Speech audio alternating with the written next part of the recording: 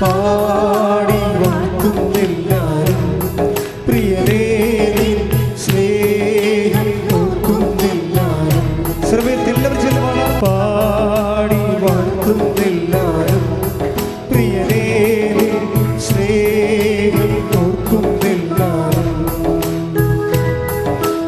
ആത്മാവിൻ അവദാനമാകും നവകിന്നരം തൂക്കി ഞങ്ങൾ പാടും. ലോകമാകും ബാബിലോണിൽ മിഴിനീരിൻ പുഴയോരം തന്നിൽ സ്തുതി പാടിടും. പാടി വാഴ്ത്തുന്നെല്ലാരും പ്രിയരേ നിൻ സ്നേഹം ഓർക്കുന്നെല്ലാരും. പാടി വാഴ്ത്തുന്നെല്ലാരും പ്രിയരേ നിൻ സ്നേഹം ഓർക്കുന്നെല്ലാരും. നമുക്ക് ദൈവത്തിൽ നിന്ന് രണ്ട് കാര്യങ്ങൾ ലഭിക്കാം. ഒന്ന് അനുഗ്രഹം, that may be use and go. അത് അനുഗ്രഹം എന്ത് ഞങ്ങൾക്ക് ലഭിച്ചാലും അത് നമ്മൾ ഡിസ്പോസിബിളാണ്. എല്ലാ ബ്ലെസ്സിങ്സ് അല്ല. അനുഗ്രഹത്തിൻ്റെ പേരിൽ നമുക്കുണ്ടാകുന്ന താൽക്കാലിക സന്തോഷം അങ്ങ് നിലനിൽക്കണമെന്നില്ല. അതിൻ്റെ ആനുകൂല്യങ്ങൾ നിലനിന്നാലും അതിൻ്റെ ആന്തരിക സന്തോഷം നിലനിൽക്കണമെന്നില്ല. That is the nature of the physical blessings. അതാണ് അനുഗ്രഹത്തിൻ്റെ ഒരു പ്രകൃതി എന്ന് പറയുന്നത്. പക്ഷേ അഭിഷേകം അങ്ങനെയല്ല. അഭിഷേകം നിനക്ക് നൽകപ്പെട്ടാൽ അത് നൽകപ്പെടുന്നത് നിൻ്റെ ശരീരത്തിനല്ല, നിൻ്റെ ആത്മാവിനാണ്. അത് അങ്ങ് നിലനിൽക്കാം. എൻഡ്യൂറിങ് ആണ്. An anointing is enduring. പ്രാർത്ഥിക്കുക. കർത്താവായ ദൈവമേ, നിലനിൽക്കുന്ന അഭിഷേകത്താൽ, സുവിശേഷം പറയുന്ന പുതിയ അഭിഷേകത്താൽ അങ്ങയുടെ ദാസനെയും ദാസിയെയും പ്രഭാതത്തിൽ അഭിഷേകം ചെയ്യണമേ. അമ്മേ പരിശുദ്ധമേ ദേവമാതാവേ, അമ്മയിൽ നിറഞ്ഞു വിളങ്ങിയ ദൈവകൃപയ്ക്കായി ഞങ്ങൾ നിറയാൻ വേണ്ടി ഇപ്പോൾ മാധ്യസ്ഥം വഹിക്കണമേ. ഈശോ അമ്മയുടെ മാധ്യസ്ഥത്തില് പ്രസാദിച്ചുകൊണ്ട് അപ്പാ ദൈവപിതാവേ, കർത്താവായ യേശുക്രിസ്തു വഴി ഞങ്ങൾ പ്രാർത്ഥിക്കുന്ന അവിടുത്തെ തിരുമുറിവിന്റെ പീഡാനുഭവങ്ങളുടെ തിരുമരണത്തിന്റെ ശക്തിയായ കൃപ ഞങ്ങളുടെ കൊഴുകട്ടെ. അവേർഷൻ ആൻഡ് അട്രാക്ഷൻ, രണ്ട് തരത്തിലാണ് കൃപ നമുക്ക് ലഭിക്കുന്നത്. ഇപ്പോഴുള്ള സിറ്റുവേഷൻസാണ് കൃപയായിട്ട് കൺവേർട്ട് ചെയ്യാനുള്ള അനുകൂലമായ സാഹചര്യങ്ങൾ. ഇപ്പോൾ നമുക്ക് കുറച്ച് ടെൻഷൻ ഉണ്ടെന്ന് വിചാരിച്ചോ. പരീക്ഷ ടെൻഷനാകാം, റിസൾട്ട് വരാൻ പോകുന്ന ടെൻഷനാകാം, അല്ലെങ്കിൽ ബാങ്കുകാരൻ്റെ എന്തെങ്കിലും തരത്തിലുള്ള വിരട്ടലിനുകൊണ്ട് ടെൻഷനാകാം, അല്ലെങ്കിൽ രോഗത്തിൻ്റെ ഓപ്പറേഷൻ ഡേറ്റ് ഇട്ടതിൻ്റെ ടെൻഷനാകാം. എല്ലാ ടെൻഷൻ. ഈ ടെൻഷൻ നമുക്ക് രണ്ട് തരത്തിൽ ഇതിനെ കൈകാര്യം ചെയ്യാം. ഒന്ന്, ഇതിനെ നമുക്ക് അവേർഷനോടുകൂടി ഇതിനെ സമീപിക്കാം. ഇതിനെ ഒരു എടുത്തു മാറ്റപ്പെടേണ്ട നമുക്ക് വെറുക്കപ്പെടേണ്ട ഒരു കാര്യമായിട്ട് എടുക്കാം. പക്ഷെ അത് അപ്പോൾ കൃപയായിട്ട് കൺവേർട്ട് ചെയ്യത്തില്ല. ചിലപ്പോൾ അത് ദൈവം എടുത്ത് മാറ്റുമ്പോൾ അത് ബ്ലെസ്സിങ്സായിട്ട് വർക്ക് ചെയ്യാം. പക്ഷേ ദൈവാംശമായിട്ട് നിലനിൽക്കണമെന്ന് നിർബന്ധമില്ല. പക്ഷെ നിനക്കതിൻ്റെ അഭിഷേകമാണ് ലഭിക്കണമെങ്കിൽ അത് ദൈവാംശമായി നിലനിൽക്കും. ദൈവത്തിന് എപ്പോഴും ലാൻഡ് ചെയ്യാൻ പറ്റുന്ന ഒരു അഭിഷേകം വന്നായിക്കഴിഞ്ഞാൽ ചില ആൾക്കാർക്ക് ഭയങ്കര ധൈര്യമല്ലേ. കഴിഞ്ഞ ദിവസങ്ങളിൽ ഒരു സാക്ഷ്യം ഉണ്ടായത്, സ്തുതിക്കട്ടെ. ഹല്ലേലൂയ ഹല്ലേലൂയ ഹല്ലേലൂയ ഹല്ലേലൂയ ഹല്ലേലൂയ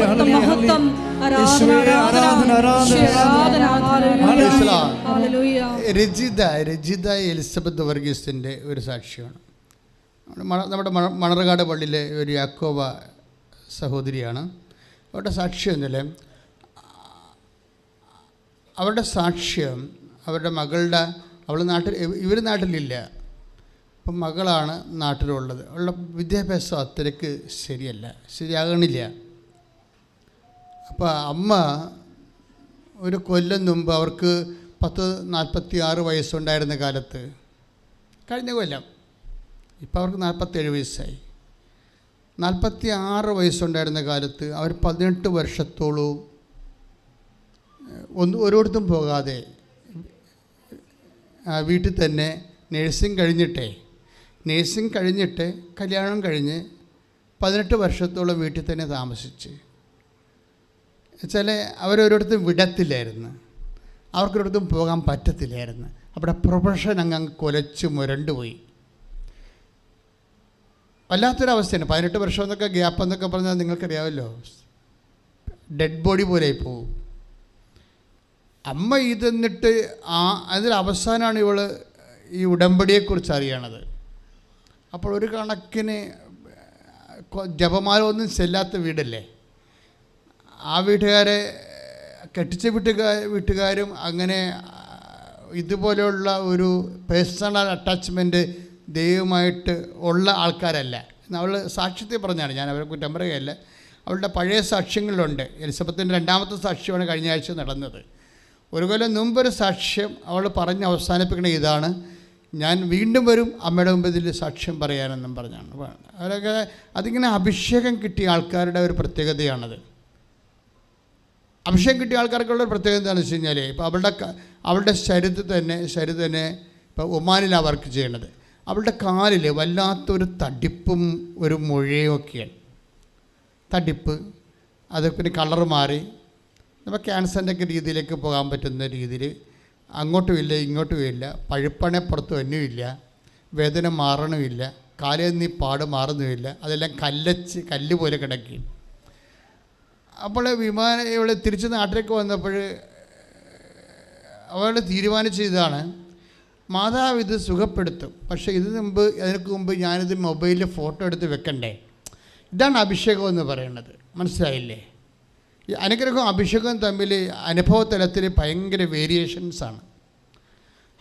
അഭിഷേകം കിട്ടിയ വ്യക്തിയെ സംബന്ധിച്ചിടത്തോളം ദൈവം എന്താണ് ചെയ്യാൻ പോകുന്നതിനെക്കുറിച്ചൊക്കെ അവർക്കൊരു ഐഡിയ നേരത്തെ വരും. അങ്ങനെയാണ് ഉത്കണ്ഠ പോകണത്. വെറുതെ ഉത്കണ്ഠ പോകത്തില്ല, വെറുതെ നിരാശ പോകത്തില്ല.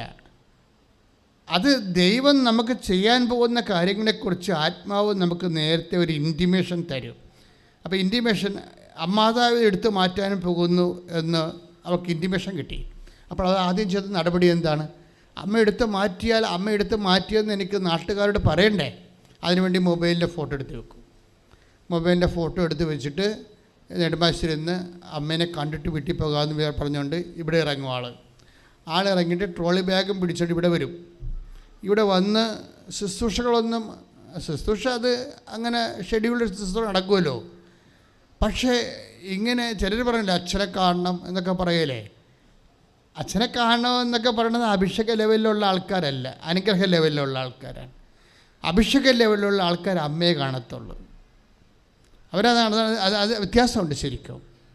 അപ്പോഴേ അവർ വന്നിച്ചും പറഞ്ഞ് അമ്മേ കാല് കാണിച്ചിട്ട് പോയി, വേറെ പ്രശ്നമൊന്നുമില്ല, കാല് കാണിച്ചിട്ട് പോയി. ഒരു കൊല്ലത്തെ അനുഗ്രഹത്തിന് നന്ദിയും പറഞ്ഞ് കാല് കാണിച്ചിട്ട് പിന്നെ ട്രോളി ബാഗ് എടുത്ത് കാറെ കയറി ആൾ വീട്ടിൽ പോയി. മകളോട് പറഞ്ഞ് അമ്മയെ ഞാൻ കാല് കാണിച്ചിട്ടുണ്ട്, ഇനി ചികിത്സ വേണ്ടോയെന്ന് അമ്മയാണ് നിശ്ചയിക്കേണ്ടതെന്ന് പറഞ്ഞ് ഇങ്ങനെ കാല് നോക്കിയപ്പോൾ ഈ സംഭവമില്ല അവിടെ. അപ്പോൾ ഇതിനാണ് ഈ അഭിഷേകം. ഞാൻ അഭിഷേകം എന്ന് പറയുമ്പോൾ നിങ്ങൾക്കത് എല്ലാവർക്കും മനസ്സിലാകത്തില്ല. അഭിഷേകം എന്ന് വെച്ചാൽ ഇതൊരു ബന്ധമാണ്. ആദ്യം ഒരു പേഴ്സണൽ ബന്ധത്തിലൂടെ ഉണ്ടാകുന്ന ആന്തരികമായിട്ടുള്ള സാന്നിധ്യ സംവേദനങ്ങൾക്കാണ് ഈ അഭിഷേകം എന്ന് പറയുന്നത്. സാന്നിധ്യം മാത്രമല്ല, ഈ ആന്തരിക സാന്നിധ്യത്തിൽ നിന്ന് സംവേദിപ്പിച്ചുകൊണ്ടിരിക്കും എന്താണ് സംഭവിക്കാൻ പോകുന്നത്. അങ്ങനെ സംവേദിക്കണമെങ്കിൽ പേഴ്സണൽ റിലേഷൻസ് വേണം. ആ റിലേഷൻസ് എന്ന് പറയുന്നത് ഇവരുടെ റിലേഷൻ ലെവൽ ഭയങ്കര വേറെ ഒരു ലെവലാണ്. കാര്യം അവളെ തീയിൽ നിന്ന് കരിഞ്ഞ് ഇറങ്ങി വന്നിട്ട് അമ്മ ഒന്നേം തുടങ്ങി എല്ലാം റീസെറ്റ് ചെയ്തുകൊണ്ട് അമ്മ ആരാണെന്ന് അവൾക്ക് നല്ല ശരിക്കറിയാം. അപ്പം അതുകൊണ്ട് എന്നെ സംബന്ധിച്ച് കഴിഞ്ഞാൽ ഈ മകൾ അവളോട് ഒമാനിൽ വെച്ച് പറയും, അമ്മ ഹോൾ ടിക്കറ്റ് കിട്ടിയെന്ന് പറയും. അപ്പം ഇവളുടെ പഠിത്തത്തിന് അത്രയ്ക്ക് മെച്ചമല്ല, പഠിത്തത്തിന് മെച്ചമല്ല. ഇപ്പോഴേ ഇവളുടെ അമ്മ ഇവിടെ ഇല്ലല്ലോ താനും. അപ്പം മകളുടെ +1 എന്തോ ഹോൾ ടിക്കറ്റാണ്, 10ാം ക്ലാസ്സിൽ ഹോൾ ടിക്കറ്റാണ്. പക്ഷേ എടുത്ത ശ്വാസത്തിൽ ഇവൾ മകളോട് പറഞ്ഞത് എന്താ വെച്ച് കഴിഞ്ഞാൽ, നീ അത് എന്നെ കാണിക്കണ്ട, ഞാൻ നിൻ്റെ അമ്മയല്ലെന്ന് പറയും. അതാണ് ആ ഡയലോഗിൻ്റെ വെട്ടിമുറിച്ചുള്ള പോക്ക് കണ്ടില്ലേ. നീ അതെന്നെ കാണിക്കണ്ട, ഞാൻ നിൻ്റെ അമ്മയല്ല, നിന്നെ ഞാൻ ഏൽപ്പിച്ചു പോകുന്ന ഒരാളുണ്ട്, അയാളാണ് നിൻ്റെ അമ്മ, അവരെ കാണിക്കാൻ പറയും. ഇതാണ് റിലേഷൻസിൻ്റെ പോക്ക്. ഇതിനാണ് അഭിഷേക നിലവാരം എന്ന് പറയുന്നത്. പ്രാർത്ഥിക്കുക, കർത്താവായ ദൈവമേ, വ്യക്തിപരമായ അമ്മ ബന്ധത്തിൻ്റെ അഭിഷേക, നമുക്കിത് ചുണ്ട് കൊണ്ടും പാടാൻ, ചങ്ക് കൊണ്ടും പാടാം. ദൈവത്തെ നീ സ്നേഹത്തോടെ അനുഭവിച്ച് കഴിയുമ്പോൾ നിൻ്റെ ചങ്കിങ്ങനെ പഠിക്കേണ്ടത്. അപ്പം നമ്മൾ തന്നെ അറിയാതെ പാടും. എന്താ സംഭവിച്ചു കഴിഞ്ഞാൽ, ഈ അഭിഷേകം കിട്ടിക്കഴിഞ്ഞാൽ ഇന്നത്തെ കുരിശുകൾ ഇന്നത്തെ കൃപയായി മാറും. മനസ്സിലായില്ലേ? ഇന്നലത്തെ ബൈബിളെന്ന് പറയണതേ ഒരിക്കലും എനിക്ക് ജീവിക്കാനും തോന്നണില്ല, മരിക്കാനും തോന്നാത്തൊരവസ്ഥയാണ്. കാര്യം ജീവിക്കാൻ തോന്നാത്തതെന്ന് കഴിഞ്ഞാൽ, ഇതിൽ ജീവിക്കണ ദൈവത്തിൻ്റെ അടുത്ത് പോകുകയാണായിരിക്കും എപ്പോഴും അഭിഷിക്തരെ സംബന്ധിച്ചിടത്തോളം ഏറ്റവും സന്തോഷം. പക്ഷെ മരിക്കാൻ തോന്നാത്തതിൻ്റെ കാരണം എന്ന് വെച്ച് കഴിഞ്ഞാൽ, കർത്താവിൻ്റെ വചനം, മധുരമായ വചനം ഇനിയും അറിയാത്തവരെ അറിയിക്കുന്നതായിരിക്കും ഒരു അഭിഷിക്തൻ്റെ സന്തോഷം എന്ന് പറയണത്. അത്രയ്ക്ക് സൂപ്പറാണ്. ഞാൻ എന്താ ഇപ്പോൾ പറഞ്ഞത് നിങ്ങളോട്, ഈ അഭിഷേകം കിട്ടിയാൽ ഇന്നലത്തെ കുരിശുകൾ ഇന്നത്തെ കൃപയായി മാറുമെന്ന്. സത്യം പറഞ്ഞാൽ ബൈബിള് മാത്രമേ അങ്ങനെ പറയത്തുള്ളൂ, കുരിശില്ല, കൃപ മാത്രമാണ്. ഒരു കുരിശിന് നിനക്ക് കൃപയായിട്ട് എപ്പോഴാണ് കൗണ്ട് ചെയ്യാൻ പറ്റുന്നത്, അപ്പം നീ ക്രിസ്ത്യാനിയായിരിക്കും. ശ്രദ്ധിക്കട്ടെ. ഉൽപ്പത്തി പുസ്തകം 45:5. ഉൽപ്പത്തി പുസ്തകം 45-ാം അധ്യായം 5-ാമത്തെ തിരുവചനം. എന്താണ് നമ്മുടെ സബ്ജക്റ്റ്? എന്താണ് ഇപ്പം നമ്മുടെ സബ്ജക്റ്റ് എന്ന് പറയാൻ പറ്റത്തില്ല, പരിശുദ്ധാത്മാവിൻ്റെ സബ്ജക്റ്റ്. ഇപ്പോൾ ആത്മാവല്ലേ ഈ വചനം തന്നത്. ആത്മാവ് എന്താ പറഞ്ഞത് കഴിഞ്ഞാൽ, ഇന്നലത്തെ കുരിശാണ് ഇന്നത്തെ കൃപ. അത് ഞാൻ പറയണതാണ്. ഇന്നലത്തെ കുരിശാണ്. ഇന്നലെ എന്ത് സംഭവിച്ചോ അത് ഇന്നലെയും ഇന്നും ഒക്കെ നമുക്ക് ചിലപ്പോൾ ദുഃഖകരമായ കാര്യമാകാം. പക്ഷേ ഒരു സ്വർഗാനുഭവത്തിൻ്റെ നമ്മൾ ഫോർമാറ്റ് ചേഞ്ച് ചെയ്യുമ്പോൾ എന്താ പറയണത്, അവിടുന്ന് അവരുടെ കണ്ണിൽ നിന്ന് കണ്ണീരെല്ലാം ഒപ്പിയെടുക്കും. എപ്പോഴാണ് കണ്ണുനീര് ഒപ്പിയെടുക്കപ്പെടുന്നത്? കുരിശ് കൃപയായിട്ട് കൺവേർട്ട് ചെയ്യപ്പെടുമ്പോൾ അത് നമ്മൾക്കത് അനുഭവമാതി തീരുമ്പോഴാണ് നമ്മുടെ കണ്ണുനീര് ഒപ്പിയെടുക്കുന്നത്. അപ്പം കൃപയുടെ അനുഭവവും സ്വർഗാനുഭവവും ഒരു വിശ്വാസം സംബന്ധിച്ചിടത്തോളം സൈമൾട്ടേനിയസ് ആയിട്ട് സംഭവിക്കുന്ന കാര്യങ്ങളാണ്. ശ്രുതികട്ടെ. ഹല്ലേലൂയ.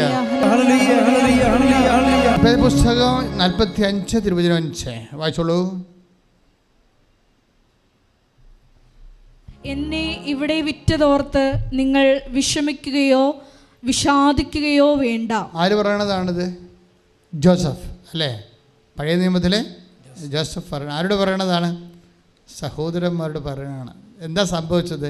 അങ്ങേരെ കുഞ്ഞുനാളിൽ അവർ വിറ്റ് കളഞ്ഞ് അല്ലേ? കുഞ്ഞുനാളിൽ സംഭവിച്ച ഒരു കാര്യമാണ് അത്. ഇപ്പോൾ സങ്കടമായിട്ട് ആണ് ഇപ്പോൾ അവർക്ക് ചേട്ടന്മാർക്ക് തോന്നണത്.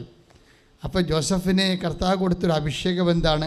എന്താ പറയണത്? എന്നെ ഇവിടെ വിറ്റതിനെ ഓർത്ത്, പറഞ്ഞോളൂ, എന്നെ ഇവിടെ വിറ്റതോർത്ത് നിങ്ങൾ വിഷമിക്കുകയോ വിഷാദിക്കുകയോ വേണ്ട. അപ്പോൾ ഇന്നലെ സംഭവിച്ച ഒരു സങ്കടത്തെ ഓർത്ത് നിങ്ങൾ വിഷാദിക്കരുത്. അത് ജോസഫിനോട് മാത്രം പറയണതല്ല, ഏകദൈവത്തെ വിശ്വസിക്കുന്ന എല്ലാവരോടും പറയണതാണ്. നിങ്ങളുടെ ജീവിതത്തിൽ ഇന്നലെ സംഭവിച്ച ഒരു വിഷയത്തെ ഓർത്ത് ഇന്ന് വിഷാദിക്കരുതെന്ന്. എന്താ കാര്യം? ആ കുരിശുകൾക്കെല്ലാം കൺവേർഷൻ സംഭവിക്കാൻ കൃപയിലേക്ക്, കുരിശിനെ സംബന്ധിച്ചിടത്തോളം ഒരു അൾട്ടിമേറ്റ് ആയിട്ടുള്ള ഓപ്ഷൻസേ ഉള്ളൂ. എന്താണത്? കൃപയായിട്ട് കൺവേർട്ട് ചെയ്യപ്പെടുകയാണ്. കുരിശ് കൃപയാക്കാൻ പറ്റുന്നില്ലെങ്കിൽ അത് ശാപമായിട്ട് മാറും. വിശ്വാസത്തിൻ്റെ ഒരു വില അതാണ്, വിശ്വാസം. ഈ കുരിശിലേക്ക്, ആ കുരിശ് തൂങ്ങി പാവത്തിന് പരിഹാരം ചെയ്ത് മരിച്ചവൻ്റെ ഉയർപ്പിൽ വിശ്വസിക്കുമ്പോഴേ ആണ് ഈ കുരിശ് കൺവേർട്ട് ചെയ്ത് ശാപമാകാതെ അത് കൃപയായി മാറണത്. അതാണ് ക്രിസ്തുവിനെ സ്വീകരിക്കുമ്പോൾ ക്ലേശങ്ങൾക്ക് സംഭവിക്കുന്ന രൂപാന്തരീകരണങ്ങൾ. സ്തുതിക്കട്ടെ. പരമ ദിവ്യകാരുണ്യത്തിന് കുടല് പിരിഞ്ഞു പോണതുപോലെയും ചില ഞരമ്പുകൾ ആന്തരിക അവയവങ്ങളിലെ നിർജീവമായിട്ട് അതിൻ്റെ പ്രവർത്തനരഹിതമായിട്ട് ചുരുണ്ട് കിടക്കുന്ന സന്ദേശമുണ്ട്. ആ വ്യക്തികൾക്ക് വേണ്ടി പ്രാർത്ഥിച്ചുകൊണ്ടിരിക്കട്ടെ. കർത്താവ് ഈ നിമിഷം അവരെ സുഖപ്പെടുത്താം. ശ്രുതികട്ടെ, ശ്രുതികട്ടെ, ശ്രുതികട്ടെ. നല്ലവനായ ഉന്നതമായ നാമത്തിന് സ്വസ്ഥം ചെയ്ത് കർത്താവേ, അമ്മേ, പരിശുദ്ധമ്മേ, ദേവമാതാവേ, ഇപ്പോഴേ കർത്താവ് കുടലുകൾ ചുരുണ്ട് പോയിട്ടുള്ള വ്യക്തികൾ ഇവിടെ ഇരിക്കുന്നവരായാലും ഓൺലൈനായാലും കർത്താവിൻ്റെ അനുപ്രദാനം വലതു കരത്താൻ സ്പർശിക്കണമേ. ഞരമ്പുകൾ കുരുങ്ങിപ്പോയവരെ, ഞരമ്പുകൾ കുരുങ്ങിപ്പോയവരെ, കെട്ടുവെച്ചവരെ, ഞരമ്പുകൾ ഞങ്ങിപ്പോയവരെ, അമർന്നു പോയവരെ, ജാമായി പോയവരെ കർത്താവിന്റെ നാമത്തിൽ സൗഖ്യം പ്രാപിക്കട്ടെ. ശ്രുതികട്ടെ, ശ്രുതികട്ടെ, ശ്രുതികട്ടെ, ശ്രുതികട്ടെ. 45:5 വീണ്ടും വായിക്കുക. ശ്രുതികട്ടെ, ശ്രുതികട്ടെ. ഉൽപ്പത്തി 45:5 എന്നെ ഇവിടെ വിറ്റതോർത്ത് വീണ്ടും പ്രാർത്ഥിക്കുക. എന്നെ ഇവിടെ വിറ്റതോർത്ത് നിങ്ങൾ വിഷമിക്കുകയോ വിഷാദിക്കുകയോ വേണ്ട. കാരണം ജീവൻ നിലനിർത്താൻ വേണ്ടി ദൈവമാണ് എന്നെ നിങ്ങൾക്ക് മുൻപേ ഇങ്ങോട്ട് അയച്ചത്.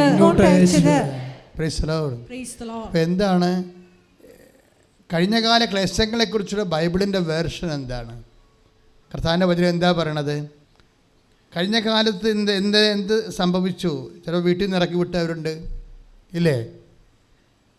ചിലപ്പോൾ പരീക്ഷയിൽ എന്തെങ്കിലും ഇഷ്യൂ ഉണ്ടായി, ആ ഗൈഡിൻ്റെയോ അല്ലെങ്കിൽ ടീച്ചറിൻ്റെയോ പ്രത്യേക താല്പര്യത്തിൽ ചിലപ്പോൾ നിങ്ങൾക്ക് പഠനപരാജയം ഉണ്ടാകാം, എന്തെങ്കിലുമൊക്കെ പരാജയം ഉണ്ടാകും മനുഷ്യൻ്റെ ജീവിതത്തിൽ. ഇതിന് എല്ലാം കഴിഞ്ഞ കാലങ്ങളിൽ സംഭവിച്ചിട്ടുള്ള എല്ലാ ഇകഴ്ത്തലുകളും സുവിശേഷ വിഹിതമായി സ്വീകരിക്കാൻ പറഞ്ഞിരിക്കുകയാണ്. സുവിശേഷ വിഹിതം എന്ന് പറയുമ്പോഴെന്താ? സുവിശേഷ വിഹിതമായി സ്വീകരിക്കുക എന്ന് പറഞ്ഞു കഴിഞ്ഞാൽ ക്രിസ്തുവിനോട് ചേർത്ത് വെച്ച് സ്വീകരിക്കുക എന്നതിൻ്റെ അർത്ഥം. നമ്മോട് ചേർത്ത് വെച്ചല്ല, എന്നോട് അങ്ങനെ ചെയ്തതെന്നല്ലേ പറയണത്. അനിയത്തിനെ പഠിപ്പിച്ചു, ചേർത്തിനെ പഠിപ്പിച്ചു, എന്നെ പഠിപ്പിച്ചില്ലേ? അപ്പോൾ എന്നോട് ചേർത്ത് വെച്ചാണ് അവർ റെഫർ ചെയ്യണത്, ഇല്ലേ? അപ്പൻ എല്ലാവരുടെയും വീട്ടിൽ പോയി, അമ്മ അവരുടെ പ്രസവത്തിന് കാനഡയിൽ പോയി. ഞാൻ നാട്ടിൽ പ്രസവിച്ചു, എന്നെ കാണാൻ വന്നില്ല. അപ്പം അമ്മ വരാഞ്ഞതല്ല, അവരെ കിടപ്പായിരുന്നു ആ സമയത്തെ. അവർക്ക് അങ്ങനെ വരുന്ന ശുശ്രൂഷിക്കാൻ പറ്റുന്ന ഒരു അവസ്ഥ അല്ലായിരുന്നു. ആരോഗ്യമുള്ള കാലത്താണ് ചേട്ടത്തി പ്രസവിച്ചത്. അനിയത്തിൻ്റെ പ്രസവ കാലമായപ്പോൾ അമ്മ ഭാഗത്തായി. പക്ഷേ അതൊക്കെ ഇവർക്ക് അറിയാം. എന്നാലും അത് വെച്ചോണ്ടൊരു ഒരു വിലപേശലാണ്. അമ്മയല്ലേ, ദാറ്റ് മീൻസ് ഇത് എന്നോട് ചേർത്ത് വെച്ചിരിക്കുകയാണ്. മനസ്സിലായില്ലേ? നിങ്ങളുടെ സങ്കടങ്ങൾ എല്ലാം മറ്റുള്ളവരെ നിങ്ങൾ പഴിക്കുമ്പോഴും അവരങ്ങനെ ചെയ്തു എന്നോട് എന്ന് പറയുമ്പോഴും ബേസിക്കായിട്ട് വാട്ട് ഈസ് ഹാപ്പനിങ്, ആ സങ്കടങ്ങളെ നിങ്ങളോട് ചേർത്ത് വെച്ചിരിക്കുകയാണ്. കർത്താവിൻ്റെ സുവിശേഷ വിഹിതമായ ഒരു വിഷയത്തെ കൈകാര്യം ചെയ്യാൻ വേണ്ടി പറയുമ്പോൾ അത് കുരിശ് കൃപയാക്കാൻ വേണ്ടിയുള്ള ഫോർമുലയാണ്. അപ്പോൾ നമ്മോട് ചേർക്കാൻ പറ്റത്തില്ല. പിന്നെ ആരോട് ചേർക്കണം? ക്രിസ്തുവിനോട് ചേർക്കണം. മനസ്സിലായില്ലേ? അതുകൊണ്ടാണ് പൗലോസ് പറയണത്. എന്താ പറയണത്? ക്രിസ്തുവിന് സഹിക്കേണ്ടി വന്ന പീഡകളുടെ പോരായ്മ എന്ത് സംഭവിച്ചു? ഞാൻ എൻ്റെ ശരീരത്തിൽ സംഭവിച്ചു. അപ്പോഴേ ക്രിസ്തുവിനോടാണ് ചേർക്കണത്. എൻ്റെ ശരീരത്തിൽ സംഭവിക്കുക എന്ന് വെച്ച് കഴിഞ്ഞാൽ ഞാനല്ല, ക്രിസ്തുവാണെന്ന് ജീവിക്കണമെന്ന് പൗലോസ് പറഞ്ഞിട്ടുണ്ട്, ഇല്ലേ? ആ ക്രിസ്തുവിനോടാണ് ചേർത്ത് വെക്കണത്. മാനുഷികമായ പൗലോസിനോടല്ല ചേർത്ത് വെച്ചിരിക്കണത്. അതായത് എല്ലാം ക്രിസ്തുവിനോട് ചേർക്കപ്പെടേണ്ടതാണ്. നിൻ്റെ പരാജയം, നിൻ്റെ തോൽവി, മറ്റുള്ളവർ നിന്നോട് കാണിച്ച പാരവെപ്പും സൂചിവെപ്പും, നിന്നെ പാർശ്വവൽക്കരിച്ചതെല്ലാം നിൻ്റെ എല്ലാ സ്ക്രാപ്പായിട്ടുള്ള എല്ലാ ഐറ്റംസും നീ ചേർക്കപ്പെടേണ്ട ഒരു വ്യക്തിയുണ്ട്. അവൻ്റെ പേര് ക്രിസ്തുവെന്നാണ്. അവൻ മരണം കൊണ്ട് അവസാനിപ്പിക്കാത്ത കൊണ്ടാണ് അവനെ ക്രിസ്തുവെന്ന് വിളിക്കേണ്ടത്. അവൻ്റെ പേരെന്ന് പറയണത് കർത്താവാണ്. ക്രിസ്തു കർത്താവാകണത് എപ്പോഴാണ്? അഭിഷിക്തൻ കർത്താവായി ഈശോ മിശിഹായാകണത് എപ്പോഴാണ്? അവൻ മരണത്തിന് പരിഹാരം ചെയ്തിട്ട് ഉയർത്തെഴുന്നേൽക്കുമ്പോഴാണ് അവൻ കർത്താവായിട്ട് മാറണത്. കൈയിട്ടിച്ച് കർത്താവിനെ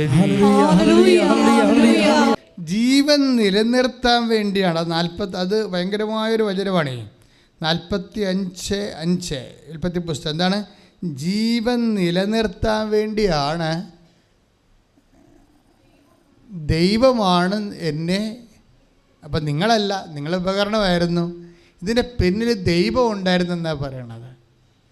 എല്ലാ തോൽവിയുടെയും പരാജയത്തിൻ്റെയൊക്കെ പിന്നിൽ ഒരു വിശ്വാസിക്ക് ദൈവത്തെ മാത്രമേ കാണാൻ പറ്റത്തുള്ളൂ. നീ ഒരു മനുഷ്യനെയാണ് കാണുന്നുണ്ടെങ്കിൽ നീ ഒരു വിശ്വാസിയെ തുടരുന്നതിൽ വലിയ അർത്ഥമൊന്നുമില്ല. എല്ലാ പരാജയങ്ങളുടെ പിന്നിൽ ഇപ്പം നിനക്ക് കാനഡയിൽ പോകാൻ പറ്റിയില്ലെന്ന് വിചാരിച്ചോ? പറ്റിയില്ല. അതിന് പ്രത്യേക കാരണങ്ങളുണ്ട്. വസ്തു വിൽക്കാൻ അപ്പം സംഭവിച്ചില്ല, അതിന് ചേടത്തെ സംഭവിച്ചില്ല. ഞങ്ങളുടെ ഓഹരി തന്നിട്ട് വിറ്റാൽ മതി, വിൽക്കുക തുലക്കുക എന്ത് വേണം ചെയ്തോ, അത് ഞങ്ങൾക്ക് അറിയേണ്ട ആവശ്യമില്ല, ഞങ്ങൾക്ക് തരാനുള്ള തന്നേക്കാൻ പറയും. ബെൻഡിങ് ഇടുമ്പോൾ അപ്പൻ ഒന്നും ചെയ്യാൻ പറ്റാതെ വരും. അപ്പോൾ നിങ്ങൾ ജീവിതകാലം മുഴുവൻ മോന്തം കയറ്റി അപ്പൻ്റെ അടുത്ത് പറയും, ഇത് അവർ പറഞ്ഞ് കേട്ടില്ലേ, എനിക്ക് അന്ന് സഹായിച്ചെങ്കിൽ ഞാൻ ഇന്ന് എവിടെ ഇരിക്കും നമുക്ക് ആർക്കും അറിയത്തില്ല. നിങ്ങൾ എവിടെ ഇരുന്നാലും ദൈവത്തിൻ്റെ അടുത്തിരിക്കുന്നില്ല എന്നുണ്ടെങ്കിൽ എവിടെ ഇരുന്നിട്ടും വലിയ കാര്യമൊന്നുമില്ല. കൈയിടിച്ച് കർത്താരസുണ്ടല്ലേ. ഭൂതകാലങ്ങൾ സംഭവിച്ചിട്ടുള്ള കുരിശിനെ വർത്തമാനകാലത്തെ കൃപയായിട്ട് കൺവേർട്ട് ചെയ്യാനുള്ള ഒരു സോഫ്റ്റ്വെയറിൻ്റെ പേരാണ് ക്രിസ്തു. ക്രിസ്തു എല്ലാ ഭൂതകാല കുരിശിനെയും പരാജയങ്ങളെയും വർത്തമാനകാലത്ത് വിജയമായി കൺവേർട്ട് ചെയ്യും. അതുകൊണ്ടാണ് പൗലോസ് കൊളോസ്യസ് 1:24 വായിച്ച് സ്തുതിക്കട്ടെ സ്തുതിക്കട്ടെ സ്തുതിക്കട്ടെ ഹല്ലേലൂയ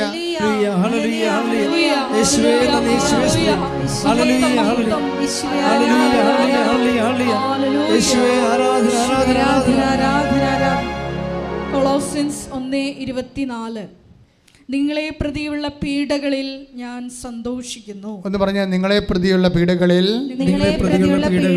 ഞാൻ സന്തോഷിക്കുന്നു. സഭയാകുന്ന തന്റെ ശരീരത്തെ പ്രതി ക്രിസ്തുവിന് സഹിക്കേണ്ടി വന്ന പീഡകളുടെ കുറവ് എന്റെ ശരീരത്തിൽ ഞാൻ നികത്തുന്നു. അപ്പോഴേ ഇതുപോലെ സഭയ്ക്ക് വേണ്ടിയാണ് ക്രിസ്തു ക്രൂശിക്കപ്പെടുകയും ക്രിസ്തുവിൻ്റെ പീഡാസഹനങ്ങൾ അനുഭവിക്കുകയും ചെയ്തത്. അതുകൊണ്ടാണ് അത് പത്രോസ് അങ്ങനെ പറയത്തില്ല, പൗലോസ് അത് പറയും. കാര്യം പൗലോസിനോട് അത് പറഞ്ഞുകൊണ്ടാണ് അവനെ തള്ളി താഴെയിട്ടത്. എന്താണ്? നീ എന്നെ പീഡിപ്പിക്കുന്നത് എന്ത്? 9-ാം അധ്യായം ആക്സില്ലേ, നടപടി പുസ്തകത്തിൽ 9-ാം അധ്യായത്തിൽ എന്താ ചോദിച്ചത്? നീ എന്നെ പീഡിപ്പിക്കുന്ന എന്ത്? നിന്നെ ഞാൻ പീഡിപ്പിച്ചില്ലല്ലോ. വിശ്വാസികളെയല്ലേ പീഡിപ്പിച്ചതെന്ന് പൗലോസിന് പറയാം. പക്ഷേ ഈശോയ്ക്ക് വിശ്വാസികളൊന്നും മനസ്സിലാവില്ല, സഭ മാത്രമേ ഉള്ളൂ. എൻ്റെ ദൈവവേദന സഭ വ്യത്യസ്തമായ കാലഘട്ടങ്ങളിലൂടെ കടന്നു പോവുകയാണ്.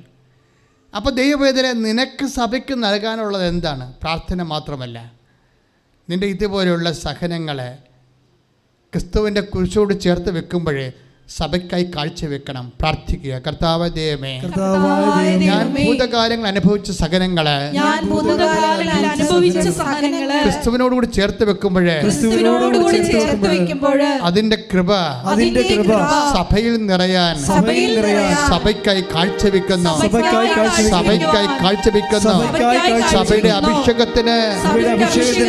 സഭയുടെ അഭിഷേകത്തിന് കാഴ്ചവെക്കുന്നു.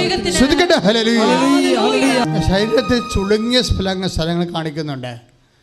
ചുളുങ്ങിയ സ്ഥലങ്ങൾ ചിലപ്പോൾ ബ്രെയിനാകാം, ചിലപ്പോൾ ശ്വാസകോശമാകാൻ ചുരുങ്ങിയത്, ചിലപ്പോൾ കിഡ്നി ആകാം. ഡോക്ടർ നിന്നോട് എന്നാ പറഞ്ഞിരിക്കുന്നത് ദൈവവേദനയിലെ? ഇപ്പോൾ ഓർക്കുക, കർത്താവ് നിന്നെ സുഖപ്പെടുത്താൻ പോകുന്നു. ചുളുങ്ങിയ സ്ഥലങ്ങളിലേക്ക് ഡയഗ്നോസ് ചെയ്തിട്ടുള്ളവരെ അവിടെ കൈവച്ചുകൊണ്ട് സ്തുതിക്കട്ടെ.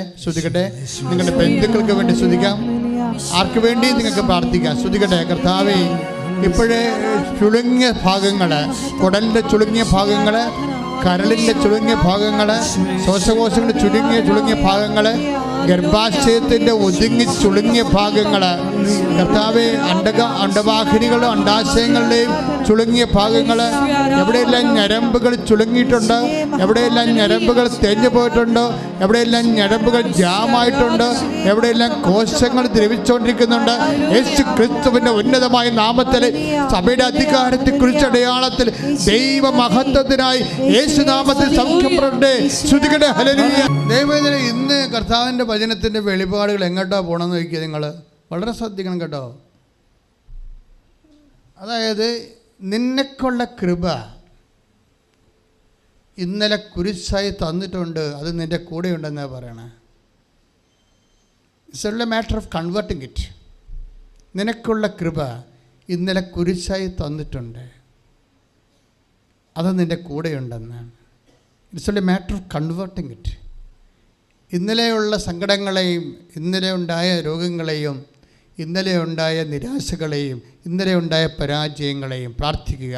ഇന്നലെ ഉണ്ടായ കുരിശുകളെ, ഇന്നലെ ഉണ്ടായ സങ്കടങ്ങളെ, ഇന്നലെ ഉണ്ടായ അപമാനങ്ങളെ, ഇന്നലെ ഉണ്ടായ പരാജയങ്ങളെ, എൻ്റെ രക്ഷക, എൻ്റെ കർത്താവേ, എൻ്റെയും നിന്റെയും അമ്മയായ പരിശുദ്ധ കന്യാമറിയത്തിൻ്റെ മാധ്യസ്ഥതയിലെ നിന്റെ കുരിശിനോട് ചേർത്ത് വെക്കുന്ന അപ്പോസ്തലികമായ നടപടിക്രമങ്ങളിലൂടെ എന്നെ കൃപയാൽ നിറക്കണമേ, എന്നെ കൃപയാൽ നിറക്കണമേ, എന്നെ കൃപയാൽ ഈ നിമിഷം നിറക്കണമേ. ശ്രുതിക്കട്ടെ. ഭൂതകാലങ്ങളിലെ കുരിശാണ് വർത്തമാനകാലത്തെ കൃപ എന്നാണ് ഇപ്പോഴേ സുവിശേഷിച്ചുകൊണ്ടിരിക്കുന്നത് പരിശുദ്ധാത്മാവ്. അപ്പോൾ ഭൂതകാലത്തെ കുരിശിനെക്കുറിച്ച് ഇതിനെ നമ്മൾ എങ്ങനെയാണ് സ്വീകരിക്കേണ്ടത്? ദൈവത്തിൻ്റെ പിൻസ്വരമായിട്ട് സ്വീകരിക്കണം. ഭൂതകാലത്തിലെ കുരിശ് ദൈവത്തിൻ്റെ പിൻസ്വരമായിട്ടൊരു വ്യക്തി സ്വീകരിക്കപ്പെടണം. ഇപ്പം പിന്നിൽ നിന്നൊരു സ്വരം കേൾക്കുമെന്ന് പറഞ്ഞില്ലേ, ആ ദൈവത്തിൻ്റെ സ്വരമാണല്ലോ അല്ലേ? ഐസയാ 30:21. ശ്രുതികട്ടെ. ഐസയാ 30:21. നീ വലത്തോട്ടോ ഇടത്തോട്ടോ തിരിയുമ്പോൾ, ഒന്ന് ഏറ്റു പറഞ്ഞേ, നീ വലത്തോട്ടോ ഇടത്തോട്ടോ തിരിയുമ്പോൾ, നിന്റെ കാതുകൾ പിന്നിൽ നിന്ന് ഒരു സ്വരം ശ്രവിക്കും. ഇതാണ് വഴി, ഇതിലേ പോവുക. പിന്നിലെ സ്വരമാണ് ദൈവത്തിൻ്റെ സ്വരം. അത് ഭൂതകാലത്ത് സംഭവിച്ചിട്ടുള്ള കുരിശുകളും ക്ലേശങ്ങളിലൂടെയാണ് നമ്മൾ പിന്നിലെ സ്വരങ്ങൾ കേൾക്കുന്നത്. അതാണ് ആ പിന്നിലെ സ്വരം കേട്ട ആളാണ് ജോസഫ് അല്ലേ? ജോസഫ് എന്താ പറയണത്? നിങ്ങൾ കരയണ്ട, എന്നെ കിണറ്റിൽ തള്ളിയിട്ടെന്നു അറബികൾക്ക് വിറ്റെന്ന് ഓർത്തുണ്ട്, കരയണ്ട. എന്താണ്? ജീവൻ നിലനിർത്താൻ വേണ്ടി. ഒന്ന് പറഞ്ഞേ, ജീവൻ നിലനിർത്താൻ വേണ്ടി ദൈവമാണ് എന്നെ നിങ്ങളിലൂടെ കിണറ്റിൽ തള്ളിയിട്ടത്. ജീവൻ നിലനിർത്താൻ വേണ്ടി ദൈവം നിങ്ങളിലൂടെ എന്നെ അറബികൾക്ക് വിറ്റതാണ്. അപ്പൊ ആരാണ് ചെയ്തിരിക്കണത്? എല്ലാം ദൈവമാണ് ചെയ്തത്. ഇതാണ് ഭൂതകാലത്തിലെ കുരിശിന്റെ വിഷയം. നിങ്ങൾ നാത്തും പോരും കുടുംബപ്പോരും ഒന്നും വെച്ചുകൊണ്ടിരിക്കരുത്. ഇതെല്ലാം സ്ക്രാപ്പാണ്. ഈ വേസ്റ്റ് കൊണ്ട് നമ്മൾ വിളക്ക് കത്തിക്കും. ശ്രുതികട്ടെ ഹല്ലേലൂയ. ഇന്നലെ ഇനി അനുഗ്രഹിച്ചിട്ടില്ലെന്ന് തന്നെ വിചാരിച്ചോ? നിന്നെ എല്ലാവരും സാക്ഷ്യം പറയുമ്പോൾ ഈ സാക്ഷ്യം കേൾക്കുന്നവർ പറയും, ഓ അവരൊക്കെ ദൈവം അനുഗ്രഹിച്ചു, എന്നെ മാത്രം തിരിഞ്ഞു നോക്കണില്ല. സാക്ഷ്യം കേൾക്കുമ്പോൾ കുറേ ആൾക്കാർക്ക് സന്തോഷം, കുറേ ആൾക്കാർക്ക് ദുഃഖമാണേ. ആർക്കാണ് അറിയാൻ പറ്റാത്ത ഇത് അല്ലേ? ദൈവം നീ അറിയണം, ഇന്നലെ അനുഗ്രഹിക്കണതും ഇന്ന് അനുഗ്രഹിക്കണതും ദൈവത്തിന് ഒരുപോലെയാണ്. മനസ്സിലായില്ലേ?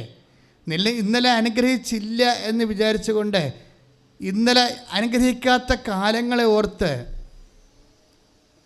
നീ വിഷമിക്കണത് നീ മനുഷ്യനായതുകൊണ്ടാണ്. ദൈവം വിഷമിക്കാത്തത് ദൈവം കാലത്തിന് എവർ പ്രസൻറ്റിൽ ജീവിക്കുന്ന കൊണ്ടാണ്. ഒരുത്തൻ വെളുപ്പാങ്കാലത്തെ ജോലിക്ക് വിളിച്ചു എന്ന് വിചാരിച്ചുകൊണ്ട് കണക്ക് തീർക്കുമ്പോൾ കർത്താവ് ഒരുപോലെ തീർക്കത്തുള്ളൂ. മനസ്സിലായില്ലേ? അങ്ങനെ എടുക്കണം നമ്മൾ. 20 മത്തായിയുടെ സുവിശേഷം 20-ാം അധ്യായം അല്ലേ? ശ്രുതികടെ 16-ാമത്തെ വാക്യം.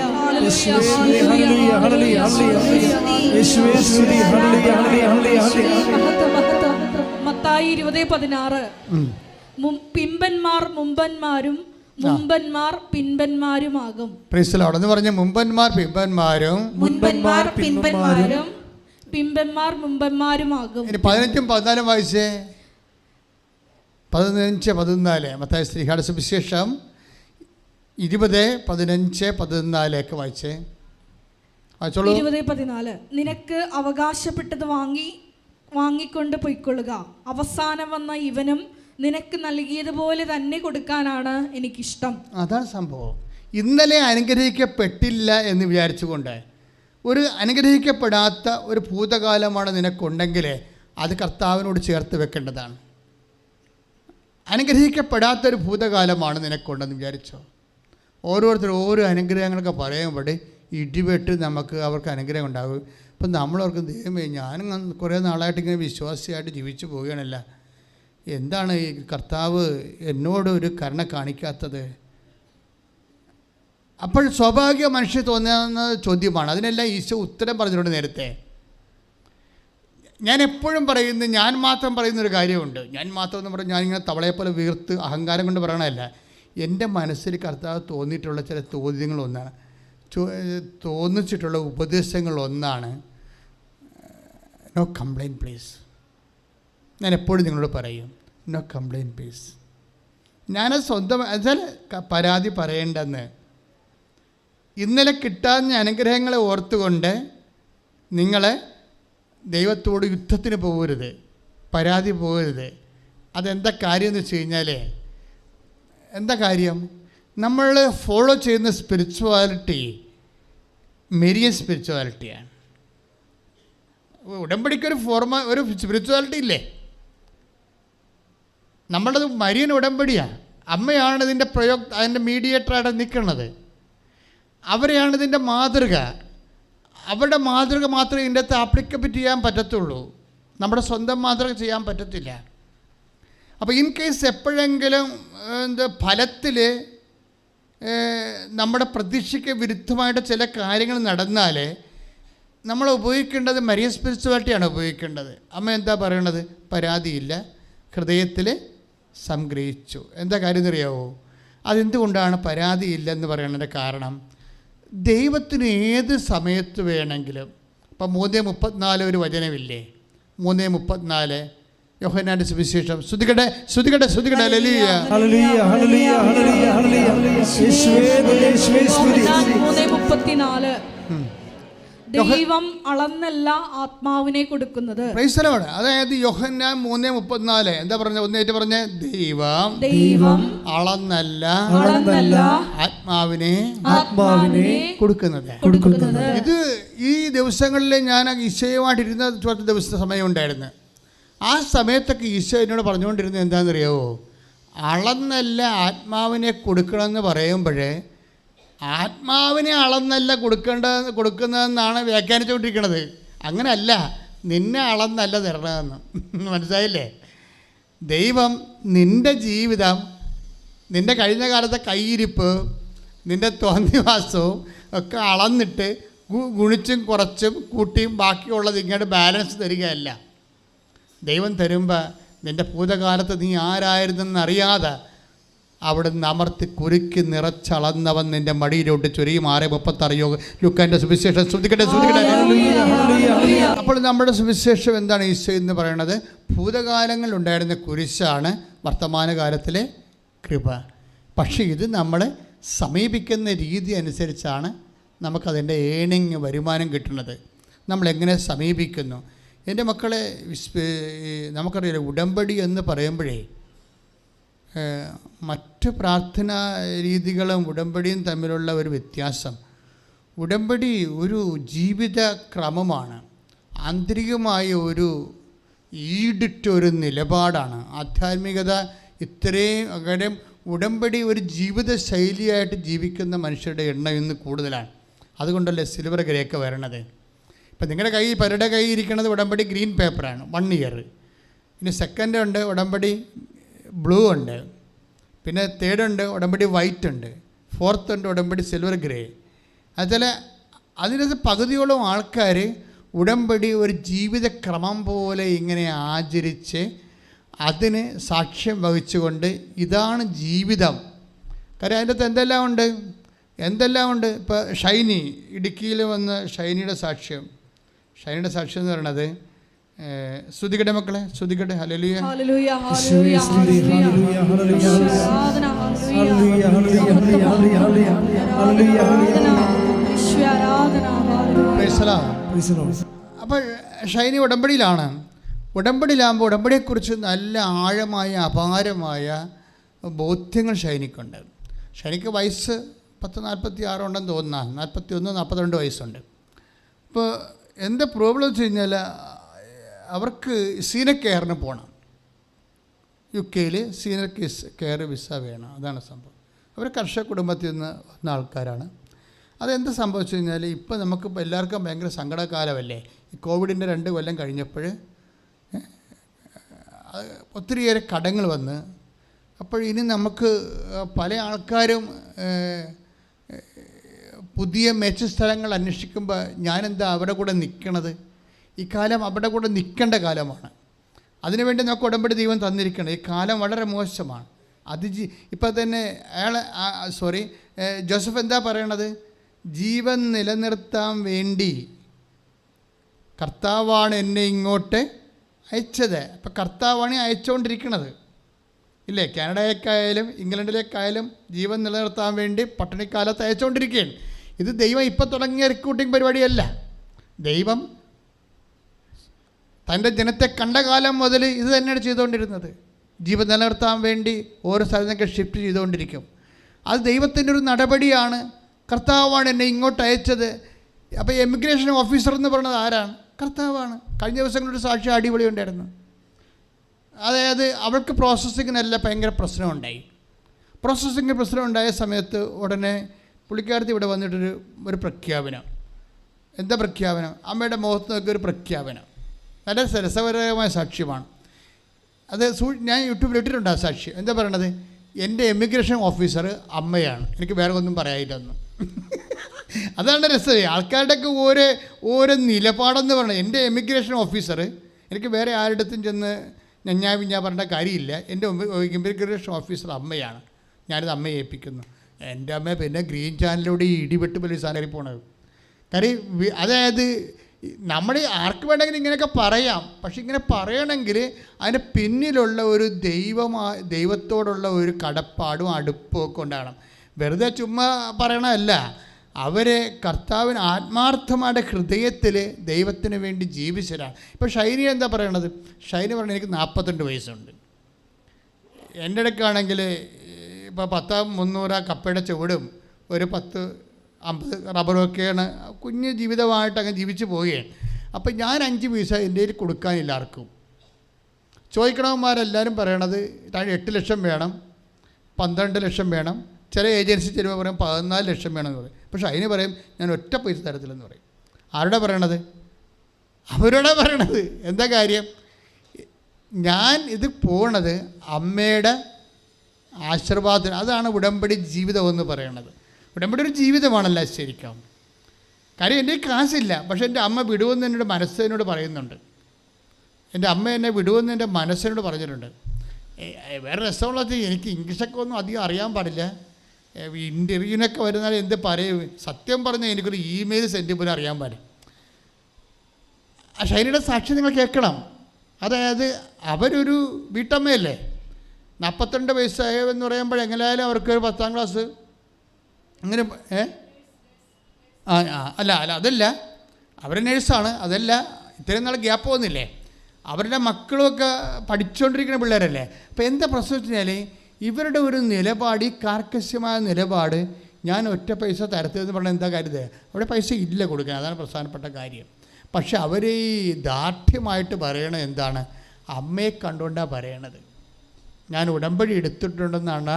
അതാണ് എൻ്റെ അടിയൊഴുക്ക്. അതാണ്, ഞാൻ ഉടമ്പടി എടുത്തിട്ടുണ്ട്. എന്താണ്? 5 പൈസ ഇല്ലാതെ എൻ്റെ അമ്മ എന്നെ കൊണ്ടുപോയിക്കൊള്ളൂ. അപ്പോൾ അവർ തിരക്കി എല്ലായിടത്തും. അപ്പോൾ 8 ലക്ഷം പറഞ്ഞു തൊട്ട് 14 ലക്ഷം വരെ പറഞ്ഞു പോകാൻ വേണ്ടി. പക്ഷേ ഇവരെന്താ ചെയ്യുക? അപ്പോൾ ഇവരെന്നിട്ട് ഈ എന്താ പറയുക, എനിക്കൊരു ഇമെയിൽ പോലും സെൻഡ് ചെയ്യാൻ അറിയാൻ പാടില്ല. അപ്പോൾ ഇമെയിൽ പോലും സെൻഡ് ചെയ്യാൻ അറിയാൻ പാടില്ലാത്ത ആളാണ് ഇംഗ്ലണ്ടിൽ ചെല്ലാൻ പോണത്. അതാണ് വിഷയം. പക്ഷെ അതല്ല, ഇംഗ്ലണ്ടിൽ ചെല്ലാനുള്ളൊരു മാനസികാവസ്ഥ ഡെവലപ്പ് ചെയ്ത് തന്നെ കണ്ടില്ലേ? നമുക്ക് ചിലപ്പോൾ ചിലർ അടുത്ത പഞ്ചായത്തിൽ പോകാത്ത ആൾക്കാരുണ്ടാവും. പക്ഷെ അവർക്കൊക്കെ ഉടമ്പടി എടുത്ത് കഴിയുമ്പോൾ അവരോട് കൂട്ടിച്ചേർക്കപ്പെടുന്നത് വലിയൊരു സ്വപ്നവും ഇച്ഛാശക്തിയും കൂടിയാണ്. ഇതൊക്കെ എങ്ങനെ വരണമെന്ന് നമുക്കറിയാൻ പറ്റത്തില്ല. എന്നിട്ട് അവസാനം ഇവർ ഒരു ബ്രിട്ടീഷ് കമ്പനി ഇവരോട് ഇൻ്റർവ്യൂ ചെയ്യുന്നുണ്ട്. അവർക്കറിയാവുന്ന പോലെയൊക്കെ അവർ പറയുന്നുണ്ട് അവരോട്. പക്ഷേ ഓഫർ ലെറ്റർ മാത്രം വരുന്നില്ല. അപ്പോൾ ഓഫർ ലെറ്റർ വരാതിരിക്കുമ്പോൾ ഇവർക്ക് മനസ്സിലാകും ഈ ഇംഗ്ലീഷുകാരൻ അല്ല ഇവരെ ഇത് റിജക്റ്റ് ചെയ്യണത് ആപ്ലിക്കേഷൻ. ഇപ്പോൾ ഇംഗ്ലീഷുകാരൻ റിജക്റ്റ് ചെയ്ത് കഴിഞ്ഞാൽ മിക്കവാറും പിന്നെ അത് അവർ ടേക്കപ്പ് ചെയ്യത്തില്ല. അപ്പോഴേ ഷൈനി ഒരു സാക്ഷ്യം കേൾക്കും. സാക്ഷ്യം കേൾക്കണമെന്ന് വെച്ച് കഴിഞ്ഞാൽ ഇതുപോലെ തന്നെ ഒരു ലെറ്റർ ജോലി, അതായത്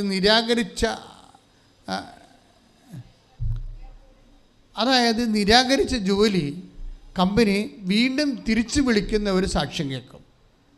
അപ്പോഴത് സാക്ഷ്യം അവളെ കേൾക്കണതല്ല, മാതാവ് അവളെ കേൾപ്പിക്കണതാണ്. അതായത് ഇങ്ങനെ ചുറ്റിപ്പറ്റി നടക്കണം മക്കളെ. ഉടമ്പടി ചെയ്യുമ്പോൾ നീ സത്യസന്ധമായിട്ടാണ് ചെയ്യണമെന്നുണ്ടെങ്കിൽ അമ്മ നിന്നെ വിടാതെ ഇങ്ങനെ ചുറ്റിപ്പറ്റി നടക്കും. ഇപ്പോൾ എന്താ സംഭവിച്ചിരിക്കുന്നത്? ഇവൾക്ക് ലെറ്റർ വരുന്നില്ല. ലെറ്റർ വരാത്തപ്പോൾ ഇവളിനി എന്ത് ചെയ്യുമെന്ന് അറിയാൻ പോലെ വിഷമിക്കുമ്പോൾ ഇവളൊരു സാക്ഷ്യം കേൾപ്പിക്കും. പണ്ട് അമ്മ എന്താ ചെയ്തതെന്ന് കാണിക്കാൻ വേണ്ടി ഒരു സാക്ഷ്യം. ഇപ്പം നിങ്ങൾ വിചാരിക്കരുത്, നിങ്ങളൊരു സാക്ഷ്യം കേട്ടാൽ പോലും അമ്മയുടെ ഒരു നിഴൽരൂപം അവിടെ എവിടെയെങ്കിലും കാണും. നിങ്ങൾ കേൾപ്പിക്കണമാണത്. നീ പിന്തിരിയരുത്, നീ ഉടമ്പടി കറക്റ്റ് ചെയ്യാൻ പറയും. അപ്പോഴുടനെ എന്താ ചെയ്തെന്ന് വെച്ച് കഴിഞ്ഞാൽ ഷൈനി വിചാരിക്കും അപ്പോഴുടനെ ഇവർ വിചാരിക്കേ ശരി എന്നാൽ ഉടമ്പടി കുറച്ചുകൂടി കാർക്കശ്യമാക്കിയിട്ട് ചെയ്യാമെന്ന് വിചാരിക്കും. പിന്മാറാനല്ല, അവരുടെ ഒരു ഗവൺമെൻറ് ആശുപത്രിയിലൊന്നും പോയിട്ടില്ല ഈ രോഗികളെ കാണാൻ വേണ്ടി. പിന്നെ ഷൈന ഉടനെ ഗവൺമെൻറ് ആശുപത്രിയിൽ പോകും. അപ്പോൾ ഞാൻ നിങ്ങളോട് പറയത്തില്ല ഗവൺമെൻറ് ആശുപത്രിയിൽ പോകണം, അവിടെ പാവപ്പെട്ട രോഗികളുണ്ട്, അവർക്ക് ഭക്ഷണം കൊടുക്കണം, വസ്ത്രം കൊടുക്കണം എന്നൊക്കെ പറയുമ്പോൾ ഇനിയിപ്പോൾ അത് ഗവൺമെൻറ് ആശുപത്രി പോകാനാണ്, നാട്ടിൽ തന്നെയുള്ള പല പ്രൈവറ്റ് ആശുപത്രിയും പോയേക്കാൻ രോഗികളെ കണ്ടാൽ മതിയല്ല. അതൊക്കെ ഇങ്ങനെ പെയ്തും പെരക്കി പിച്ച് പെയ്യും പറഞ്ഞാൽ കുറേ പെരിച്ചാഴികൾ ഉടമ്പടി എടുത്തിട്ടുണ്ട്. അതാണ് പ്രശ്നം. കാര്യം അവർക്ക് ഇതിനെക്കുറിച്ച് അറിയത്തില്ല. ഇതിന് ജ്ഞാനം കിട്ടിയിരിക്കുന്നതും എന്നോടല്ലേ ഇത് പറഞ്ഞുകൊണ്ടിരിക്കണം എപ്പോഴും ഓരോ കാര്യം.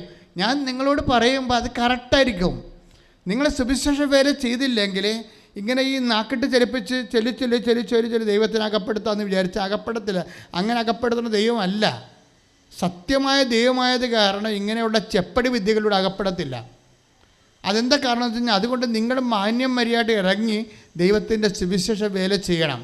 എവിടെയെല്ലാം സുവിശേഷ വേല ചെയ്യാൻ നിങ്ങൾ തീരുമാനിച്ച് സത്യസന്ധമായിട്ട് ഉടമ്പടിയോട് നിങ്ങൾ പരിഗണിക്കുന്ന സമയത്ത് തീ കത്തും. അവൾ തന്നെ വേറെ ഒരു ഗവൺമെൻറ് ആശുപത്രിയിൽ പോയി രോഗികളെയൊക്കെ കണ്ട് പത്രമൊക്കെ കൊടുത്ത് ഭക്ഷണമൊക്കെ എത്തിച്ചു കൊടുത്ത് അവർ സുവിശേഷ വേല തുടങ്ങി.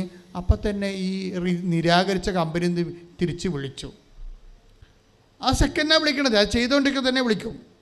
കാരണം ദൈവം വാക്ക് മാറത്തില്ല ഒരിക്കലും. നിങ്ങളാണ് ഈ വാക്ക് മാറണത്. പല ആൾക്കാർക്കും ഉടമ്പടിയിൽ വന്നിരിക്കുന്നത് അവർ പറയണ എന്തെങ്കിലും ചെയ്ത് വെക്കും. അതിൻ്റെ അകത്ത് ഉടമ്പടി ചെയ്തിട്ട് എന്തെങ്കിലും ചെയ്ത് വെക്കും. കുറച്ച് പേര് തൊട്ടടുത്തുള്ള ആരും രോഗികളൊക്കെ പോയി കണ്ടിട്ട് മാതാവിൻ്റെ കണ്ണിൽ പൊടിയിടും. ചില ആൾക്കാർ പത്രം പലപ്പോഴായിട്ടൊക്കെ കൊടുത്തൊക്കെ തീർക്കും.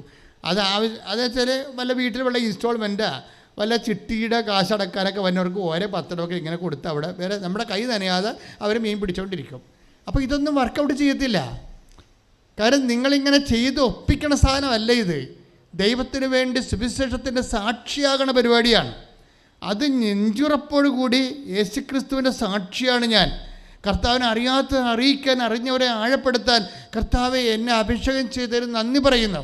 എന്നിലൂടെ 10,000 മനുഷ്യർ ഈ കാലഘട്ടത്തിൽ കർത്താവിലേക്ക് വിശ്വാസത്തിലേക്ക് വരും, അല്ലെങ്കിൽ ഞാൻ വരുത്തും. ഞാനിപ്പോൾ മാത്രമല്ല, കാലാകാലം ഞാൻ മരിക്കണവരെ എൻ്റെ കർത്താവിന് വേണ്ടി ഞാൻ വേല ചെയ്യുമെന്ന് പറഞ്ഞ് സ്വർഗത്തിൻ്റെ പഠന്മാരായിട്ട് മാറാൻ വരുമ്പോൾ അപ്പം ദൈവമാരാണ് നിങ്ങളറിയും. നിങ്ങളിങ്ങനെ വാദപ്പനയും പിടിച്ച് ചിക്കൻ ഗുനിയായും വന്ന്, ഡെങ്കിപ്പനിയും വന്ന്, തക്കാളിയും വന്ന് എല്ലാം പിടിഞ്ഞ് പനി പിടിച്ച രോഗികളെപ്പോലെയാണ് പലരും ഈ പ്രേക്ഷിത പ്രവർത്തനം ചെയ്യണത്. കാര്യം ഇതിൻ്റെ ഈ വെടിമരുന്നിരിക്കുന്ന പ്രേക്ഷിത പ്രവർത്തനത്തിലാണ്. കാര്യം ഇത് ചെയ്യുന്ന പ്രാർത്ഥനയാണല്ല, ചെല്ലുന്ന പ്രാർത്ഥന അല്ലല്ലേ. കാര്യം നമുക്കറിയാമല്ലോ, എല്ലാ പ്രാർത്ഥനാ രൂപങ്ങളും മനുഷ്യന് പ്രതിസന്ധി വന്നപ്പോൾ തുടങ്ങിയതാണ്, ദൈവം തുടങ്ങിച്ചതാണ്. എല്ലാ പ്രാർത്ഥനാ രൂപങ്ങളും മനുഷ്യന് പ്രതിസന്ധി വന്നപ്പോൾ ദൈവം ഏതെങ്കിലും ഒരു മനുഷ്യനെ, ദൈവമായിട്ട് അടുത്ത് നിൽക്കുന്ന ആൾക്കാരെ ദൈവം അഭിഷേകം ചെയ്തിട്ടുള്ളതാണ്. ഇപ്പം ജപമാല ഒരു കാലഘട്ടത്തിൽ 12-ാം നൂറ്റാണ്ട് 10 പ്ലേഗിൻ്റെ കാലം കഴിഞ്ഞപ്പോഴേ,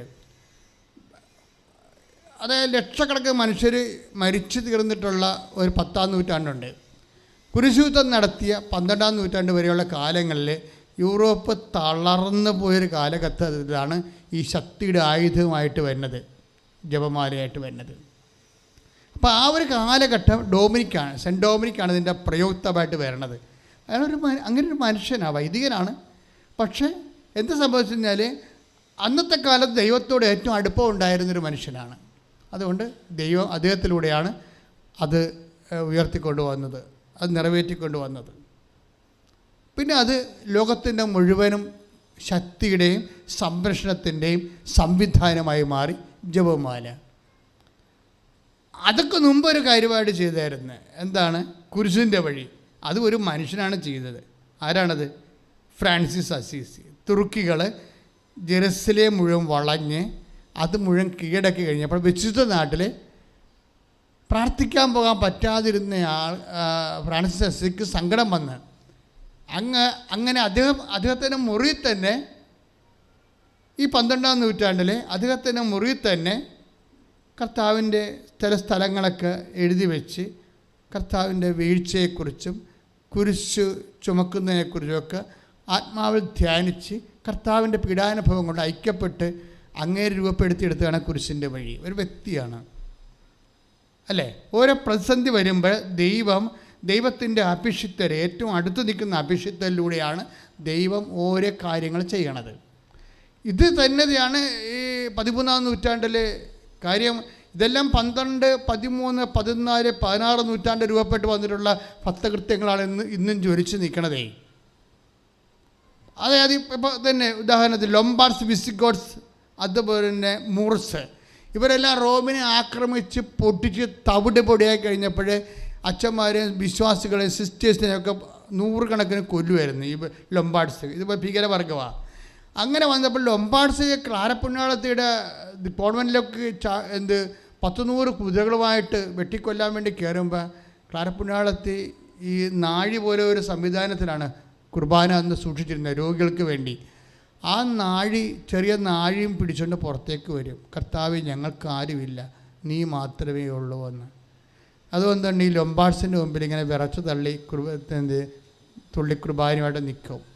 അതോടുകൂടി ഇവർ പിന്തിരിഞ്ഞു പോകും. അന്ന് മുതലാണ് ആരാധന തുടങ്ങുന്നത്, ദിവ്യകാരുണ്യ ആരാധന. അപ്പം ഇങ്ങനെ ആരാധനയായാലും ജപമാലയായാലും കുരിശിൻ്റെ വഴിയായാലും സഭയുടെ ഓരോ ആപൽഘട്ടങ്ങളിലെ കിട്ടിയ അഭിഷേകങ്ങളാണ്. അതെല്ലാം വ്യക്തികളിലൂടെ തുടങ്ങിയതാണ്.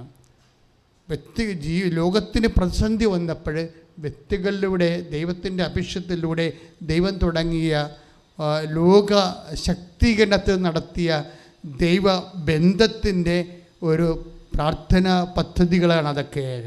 പക്ഷേ ഉടമ്പടി അതല്ല. ഉടമ്പടി മനുഷ്യരാശിക്കൊരു പ്രതിസന്ധി വന്നപ്പോൾ ഉണ്ടായതല്ല, ദൈവത്തിനൊരു പ്രതിസന്ധി വന്നപ്പോൾ ദൈവം കണ്ടുപിടിച്ചതാണ് ഉടമ്പടി. അതാണ് മറ്റു പ്രാർത്ഥനകളും ഉടമ്പടിയും തമ്മിലുള്ള വ്യത്യാസം. ദൈവത്തിന് പ്രതിസന്ധി വരുമ്പോൾ നിങ്ങൾക്ക് ദൈവത്തിന് പ്രതിസന്ധിയാണ്. അതെ, ദൈവം സൃഷ്ടിച്ച ജനം ദൈവത്തെക്കാൾ ഉപരി ദൈവത്തിൻ്റെ കൽപ്പനകൾ മറന്ന് സാത്താന് വിധേയപ്പെട്ട് കൃപ നഷ്ടപ്പെടുത്തി പോയപ്പോഴാണ് ഏദനിലെ ആദ്യത്തെ ഉടമ്പടി ഉണ്ടാകുന്നത്. മനസ്സിലായില്ലേ? പിന്നീട് ഏദൻ്റെ ഉടമ്പടി കഴിയുമ്പോഴാണ് രണ്ടാമത്തെ ഉടമ്പടി. ആദത്തിൻ്റെ ഉടമ്പടി കഴിഞ്ഞ ശേഷമാണ് ഏദൻ ഉടമ്പടി. ഏദൻ ഉടമ്പടി തന്നെയും ആണ് മരിയൻ ഉടമ്പടി.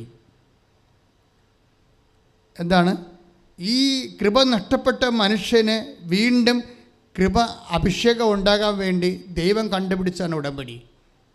കൃപ നഷ്ടപ്പെട്ട മനുഷ്യന്, അശക്തരായിപ്പോയ മനുഷ്യർ, ദൈവത്തിന് അകന്നുപോയ മനുഷ്യർ, ജീവിതത്തിൽ തരിപ്പണമായി പരാജയപ്പെടാൻ പോകുന്ന മനുഷ്യനെ തൻ്റെ മാറോട് ചേർത്ത് വെക്കാൻ വേണ്ടി ദൈവം കണ്ടുപിടിച്ചതാണ് ഉടമ്പടി. Eden, covenant of Eden. അതിലെന്താണ് പറയണത്? നിനക്ക് സ്ത്രീക്കും തമ്മിൽ 33:15 നിൻ്റെ സന്തതിക്കും സ്ത്രീയുടെ സന്തതിക്കും തമ്മിൽ ഞാൻ ശത്രുത ഉളവാക്കും, അവൻ്റെ കുതികാലിന് നീ പരിക്കേൽപ്പിക്കുമെന്ന്. അപ്പം അവൻ അവിടെ വരികയാണ്. അവൻ മാത്രമല്ല, സ്ത്രീയും. അവൻ പറയണ പോലെ ചെയ്യാൻ പറയണത് സ്ത്രീയാണ്. മനസ്സിലായില്ലേ? അവൻ പറയണത് പോലെ ചെയ്യാൻ പറയണത് സർപ്പത്തിന് കുതികാലിൽ, സർപ്പത്തിന് തലയ്ക്ക് ചവിട്ടിയ അവൻ പറയണത് പോലെ ചെയ്യാൻ പറയണതും പറഞ്ഞ് ചെയ്യിക്കണതും സ്ത്രീയാണ്. ആ സ്ത്രീയാണ് മറിയാം. അവരുടെ മധ്യസ്ഥത്തിലാണ് ഈ മരിയൻ ഉടമ്പടി. അപ്പോഴിതെന്ന് പറയണത് ചൊല്ലണ പ്രാർത്ഥനയല്ല, ചെയ്യണ പ്രാർത്ഥനയാണ്. ദൈവത്തിൻ്റെ പ്രതിസന്ധി ഉണ്ടായ കാലത്ത് മനുഷ്യന്മാർ കണ്ടുപിടിച്ചതല്ല, ദൈവം മുൻകൈ എടുത്ത് ചെയ്തതാണെന്നുള്ള ബോധ്യം നമുക്കുണ്ടാകണം. കൈ ഇടിച്ച് കർത്താവിനെ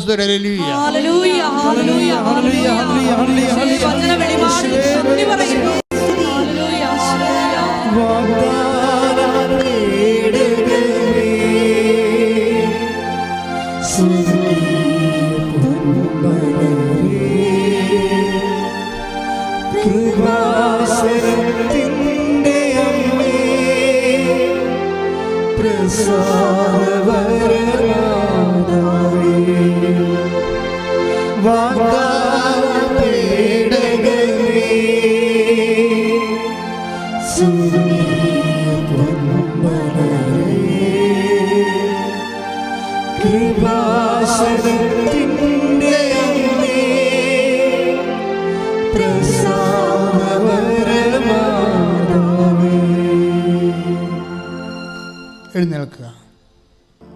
ആരാധനയുടെ സമാപനത്തിലേക്ക് നമ്മൾ പ്രവേശിക്കുകയാണ്.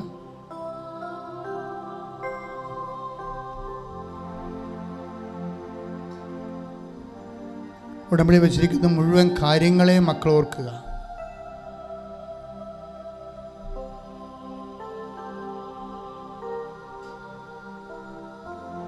അത് കർത്താവിന് പുനർസമർപ്പണം ചെയ്യുക.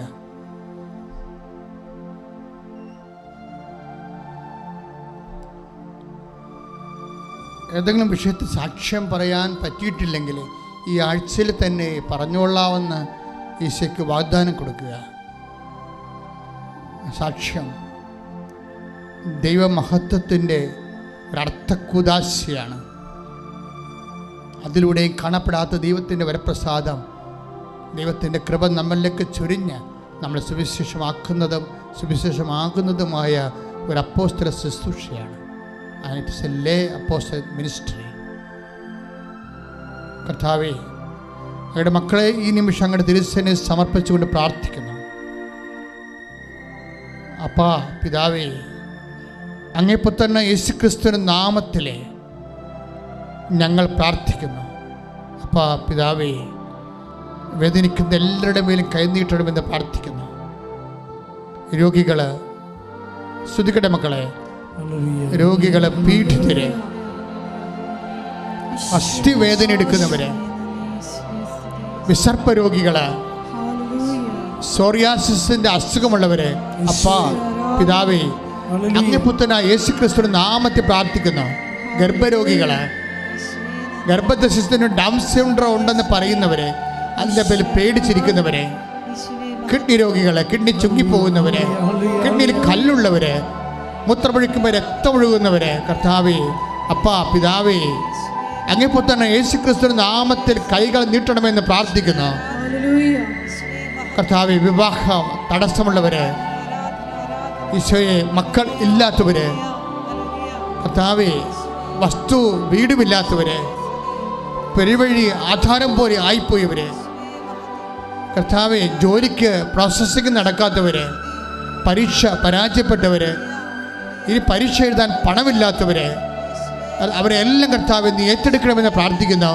അവിടെ കണ്ണുനീര് ഏറ്റെടുക്കണമെന്ന് പ്രാർത്ഥിക്കുന്നു. അപ്പാ പിതാവേ, അങ്ങേപുത്രൻ യേശുക്രിസ്തു നാമത്തിൽ ഞങ്ങൾ പ്രാർത്ഥിക്കുന്നു. കർത്താവേ, ശരീരം മുഴുവൻ കുരുക്കളുള്ളവരെ, ശരീരം മരവിച്ചവര്, വാതരോഗികൾ, വിസർപ്പ രോഗികള്, മുടി കൊഴിഞ്ഞു പോകുന്നവര്, തലയ്ക്കും അകത്തും പുറത്തും ശരീരത്തിൽ മുഴയുള്ളവര്, ശരീരത്തിൽ പൊറുക്കാത്ത വ്രണങ്ങളുള്ളവര്, അപ്പാ പിതാവേ കർത്താവേ ഇപ്പോഴേ അങ്ങേപുത്രനായ യേശു ക്രിസ്തുവിന്റെ നാമത്തിൽ പ്രാർത്ഥിക്കുന്ന അടുപ്പിടറ പോലെ, വൈദ്യ ആഘാതം പോലെ, ദൈവിക ശക്തിയാൽ മാരക രോഗങ്ങള്, തീരാവേദികള് യേശു നാമത്തിൽ മാറിപ്പോകട്ടെ. ശ്രദ്ധിക്കട്ടെ, ശ്രദ്ധിക്കട്ടെ, ശ്രദ്ധിക്കട്ടെ.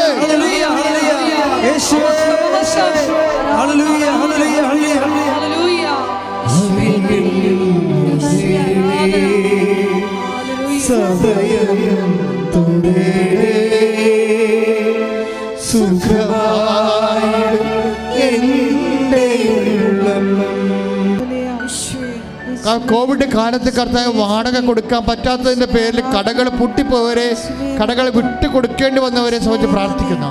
ഒരു തൊഴിലും പരതൊഴിലുമില്ലാതെ അലഞ്ഞു നടക്കുന്നവരും വീട്ടിൽ ഇരിപ്പായവരെയും എന്തിനു പോകണമെന്ന് ഓർത്തോണ്ട് കർത്താവെ ഡിപ്രഷൻ ബാധിച്ച് വിട്ടിരിക്കുന്നവരെ സംബന്ധിച്ച് പ്രാർത്ഥിക്കുന്നു. ഈശോയെ മനോരോഗികളെ, മാനസിക അസ്വസ്ഥതകളുള്ളവരെ, ഉറക്കമില്ലാത്തവരെ സമർപ്പിച്ച് പ്രാർത്ഥിക്കുന്നു. അപ്പാ പിതാവേ അങ്ങേപ്പുത്രൻ യേശുക്രിസ്തു നാമത്തിൽ പ്രാർത്ഥിക്കുന്നു. സാമ്പത്തിക തകർച്ച ഉള്ളവര്, ജപ്തി നടപടി നേരിടുന്നവര്, വിദൂരങ്ങളുള്ള മക്കള്, ജയിലിലായവര്, നാട്ടിൽ ജയിലായിട്ടുള്ള മക്കള്, കേസ് വന്നിട്ടുള്ളവര്, തർക്കപുരടങ്ങൾ ഭാഗുടമ്പടി നടക്കാത്തവര്, കർത്താവ് പഠിക്കാൻ പറ്റാത്ത കുഞ്ഞുങ്ങളെ പരീക്ഷ എഴുതി തോക്കുന്നവര്, സപ്ലൈയുള്ളവര് എല്ലാവരും സംബന്ധിച്ച് പ്രാർത്ഥിക്കുന്ന കർത്താവ്. റെക്കോർഡ് കൊടുക്കാത്തവര്, കർത്താവ് ഓരോ രാജ്യങ്ങളിൽ യുദ്ധം കാലം പഠനം നടത്തി പോകുന്നവര്, അവർക്ക് വീണ്ടും പഠിക്കണമെന്ന് തോന്നുമ്പോൾ എങ്ങോട്ട് പോകുമെന്ന് അറിയാതെ വിഷമിക്കുന്നവരെ, അതിന് പണമില്ലാത്തവരെ, കപ്പാ പിതാവേ അതേപോലെ യേശുക്രിസ്തു നാമത്തിൽ കൈകൾ നീട്ടണമെന്ന് പ്രാർത്ഥിക്കുന്നു.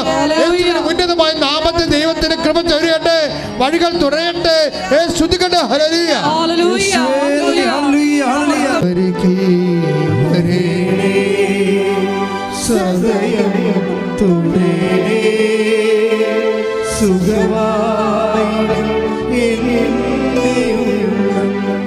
മക്കളെ മൗനമായി പ്രാർത്ഥിച്ച് വളരെ തീക്ഷ്ണമായി, ഏറ്റവും നല്ല സമയമാണിത്.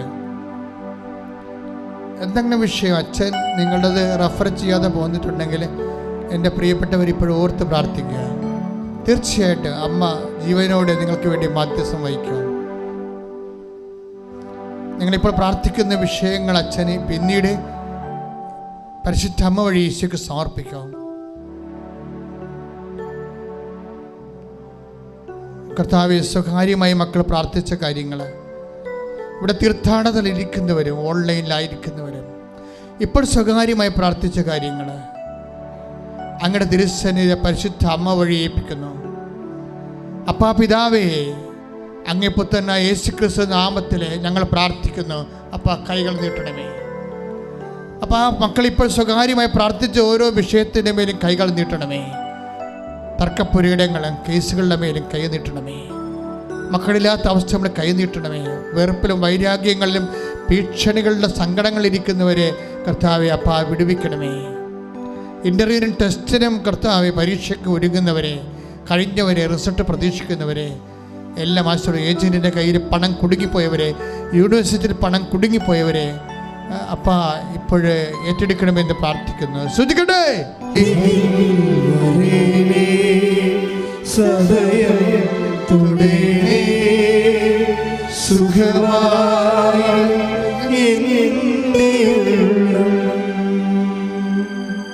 മൗനമായി പ്രാർത്ഥിക്കുക, അഭിഷേകം സ്വീകരിക്കുക, ആശീർവാദവും.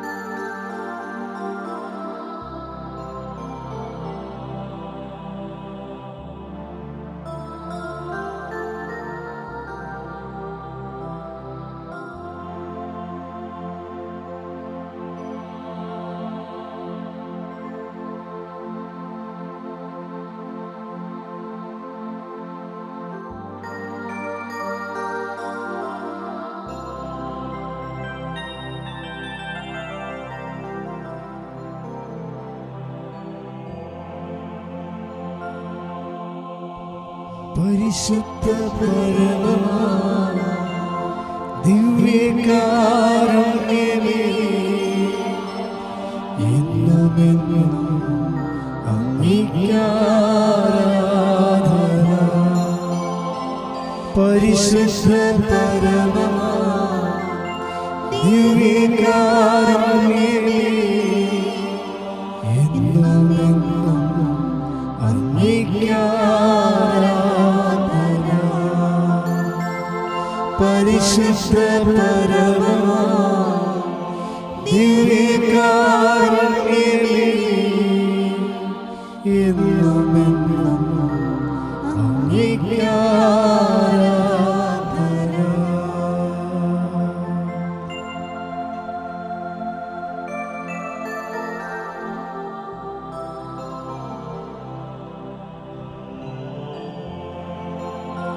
ആവേ